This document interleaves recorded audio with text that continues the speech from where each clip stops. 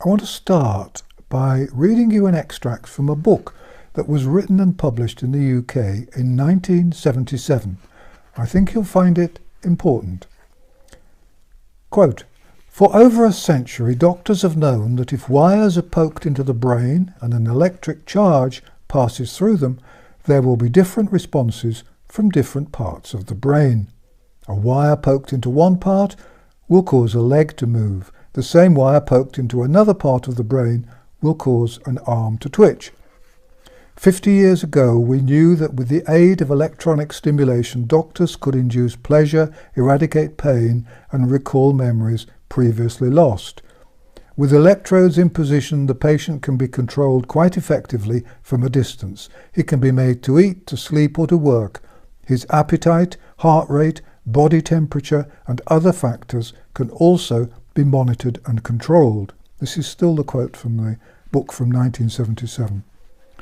"Researchers have shown that gentle cats can be transformed into aggressive beasts if certain parts of their brains are stimulated.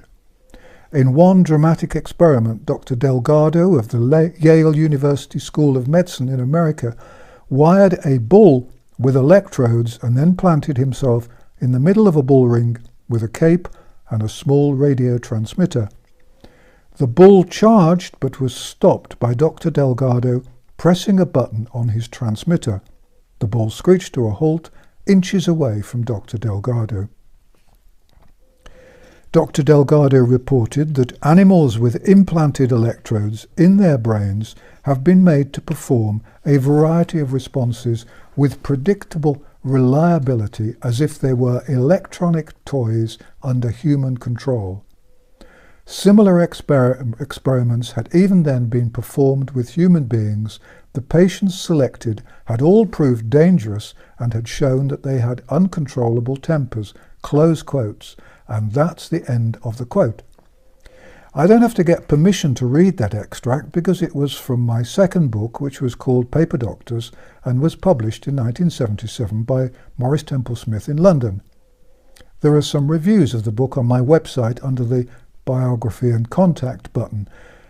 Incidentally, by the way, talking of websites, I gather that there's a website on the internet that's published old email addresses for me. I'm afraid those addresses haven't worked for 10 years, so please don't use them. Sadly, Paper Doctors has been out of print for years, and for the record, I loathed animal experimentation as much then as I do now. I'm delighted that the British government now appears to have accepted that experiments on animals are pointless. Although I wrote all that in the 1970s, Delgado was working in the 1950s and the 1960s, and his work was just the beginning of a very complicated story that is only now coming towards its final chapters. Most people, and in that I include most doctors and most scientists, have never heard of Delgado's experiments and don't realize just how significant they were then and now are. It was Delgado and people like him who started the long, slow journey towards the control of the human body and human mind. There have, of course, always been two essentials for controlling people from a distance. First, you need a way to implant some sort of receiver in the human body. Over the years, the receivers available have got smaller and smaller. Today, people still think of microchips as being little things you can pick up and hold between your fingers, the sort of thing you might find in a mobile phone, for example. But some microchips are now way, way smaller than that. You can get a pile of the things on a fingernail. You could get one in a syringe and through the needle. You could get one in a spray and blow it up your nose. That's small. Not that anyone would want to inject a microchip into themselves, of course, though other people, I suppose, might like to do it for them.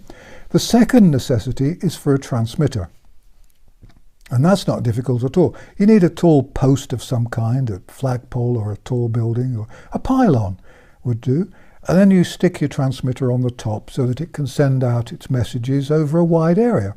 That bit's easy. Something like a radio transmitter, or I suppose one of those things that sends signals to mobile phones.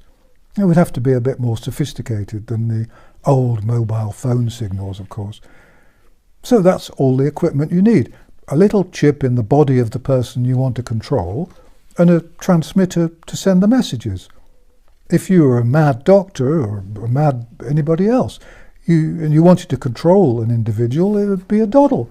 You'd just tell them you were going to give them an injection to protect them against, I don't know, the flu or something. And in the syringe there'd be a little receiver. And then you'd stick a transmitter on the roof of the house across the road from where they lived. And then you could send messages to make them do whatever you wanted them to do. You could make them sad or angry or happy or contented. You could make them run or fight or just spend all day in bed. Remember, that's what Dr. Delgado was doing over half a century ago. It's nothing new. Of course, if you wanted to do the same thing for lots of people, you need a lot of people to help you. Say you were a really bad person and you wanted to control a whole population, for example. You could make people do whatever you wanted them to do. You could make them go shoplifting or commit murder or vote for somebody or commit suicide or anything you wanted them to do. If you wanted a smaller population, you could make everyone stop wanting to have children. It would be terribly easy. Remember, Dr. Delgado was doing this over half a century ago. It's just that his receivers and transmitters were a bit cumbersome. He had to fasten the receiver onto the top of the animal's head or the human's head and then use a transmitter that he held in his hand. If you wanted to do all this, you'd need to be very, very rich to start with, somebody with loads of money and lots of contacts. A billionaire, really, I suppose, and somebody with not too much in the way of morals. And you'd need something to inject into people. I suppose it would have to be a medicine or something. And then you'd need somebody who was good at software to help with all the transmitting and the receiving. And you'd need people with access to lots of tall poles or roofs where you could put the transmitter things. But none of that would be any good unless you had a reason for injecting people. You can't just go around injecting millions of people for no reason. Ideally, you'd need them all to be frightened of something so that they were dead keen to let you inject them. And then you could put your tiny receivers into the stuff that was being injected, go easily through the needle. Or you could squirt it up their noses or whatever you fancied, or put it on anyway. But that would be a tricky thing to organise because you'd ideally need a threat of some kind. You could tell everyone they were going to get the plague or something if they didn't let you give them their wonderful antidote. I suppose that might work. But for that you'd have to have a big scare about something. And that wouldn't be possible because you'd need some experts to say there was a big scare coming or present when really there wasn't. So they'd have to make up something or find something and then exaggerate it. Or you could find somebody not very good at what they did, I suppose, and get them to make a forecast that terrified the life out of everyone. And then you'd have to keep people really scared. You could get all the media on your side. You could, I suppose, get people so scared that they were happy to put up with all sorts of rules and restrictions. And you could tell people that if they didn't do what you told them to do, then the scary thing, whatever it was going to get worse than ever.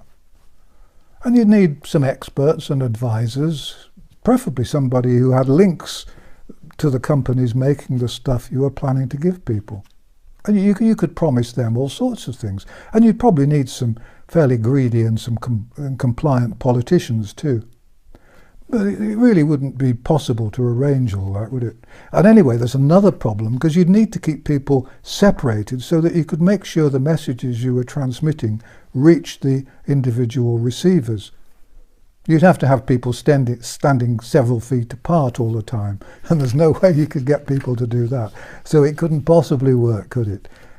Even if that's what somebody wanted to do. Thank you for watching An Old Man in a Chair. And thank you for all your support and encouragement.